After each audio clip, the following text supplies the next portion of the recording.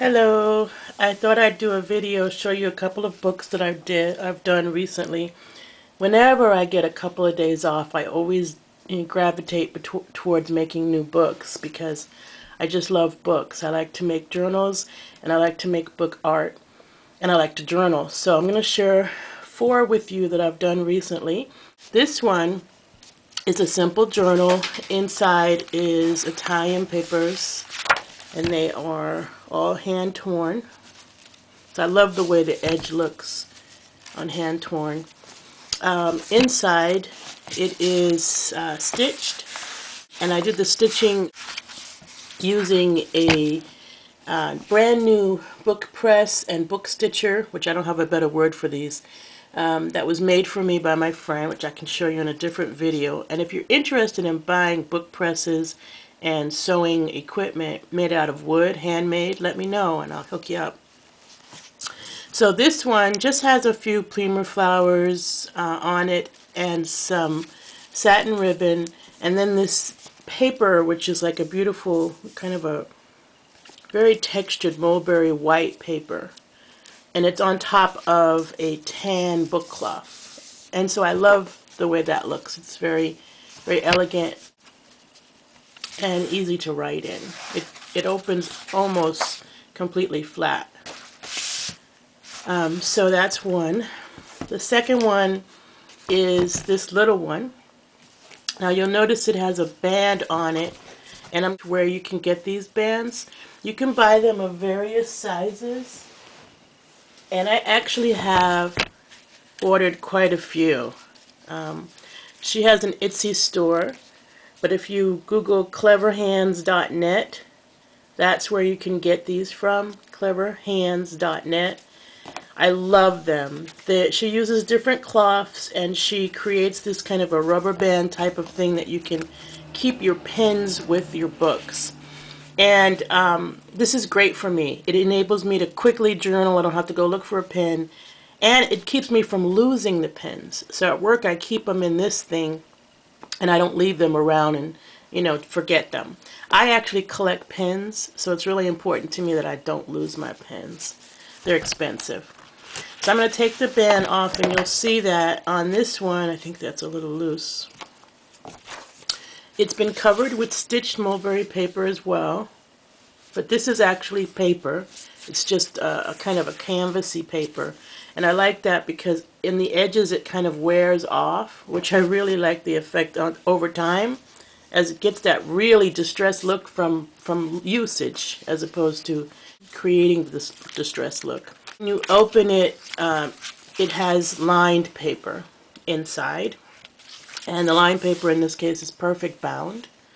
So there's glue holding the paper together. And then at the back I have a tab, and this tab section back here is for action items. So everything else is notes, but the back section is things that have to be done. And so they're kind of like to-do checklists. And then you just slide this back over. And that's a quick journal that I can use at work or at home just to jot things down and remember what I have to do.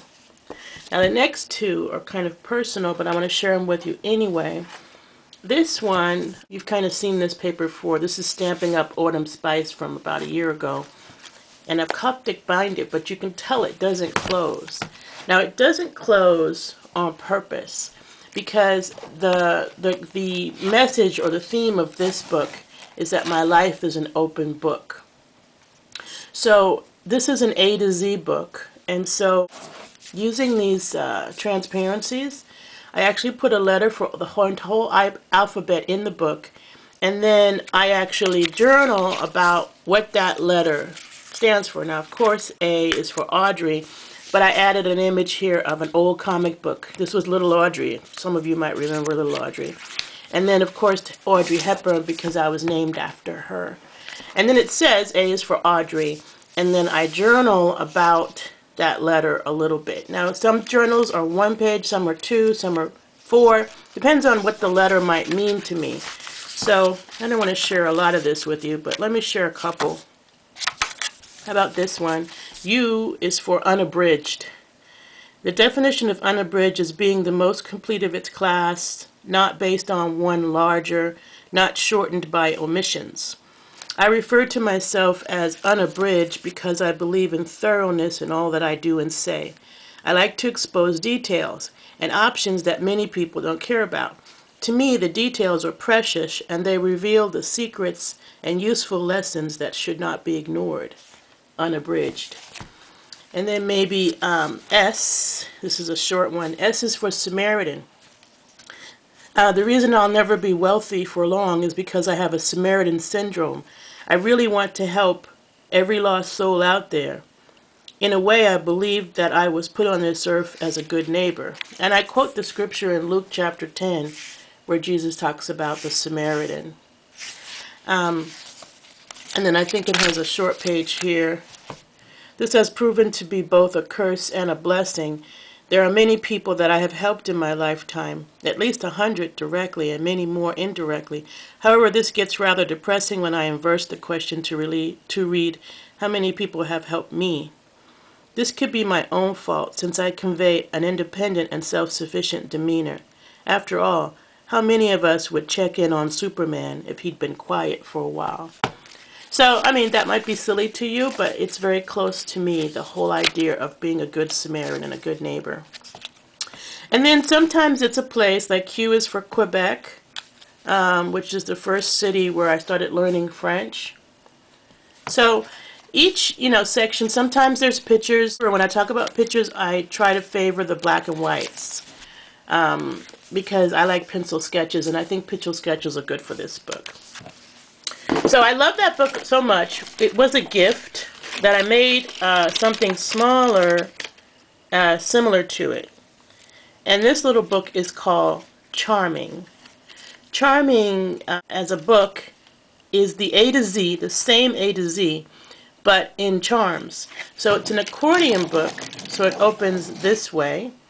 Let's see if I can lay it down so you can see it, because the camera's up high. And then each part of the book, so if you look at the beginning here, this is called Audriology A to Z. And you look for A is for Audrey, and then there's a charm letter A. B is for Bible, and there's a little Bible charm. C is for cats.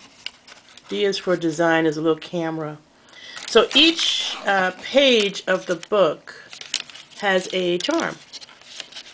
And this is because when I was younger, the best compliment I ever received was when someone called me charming.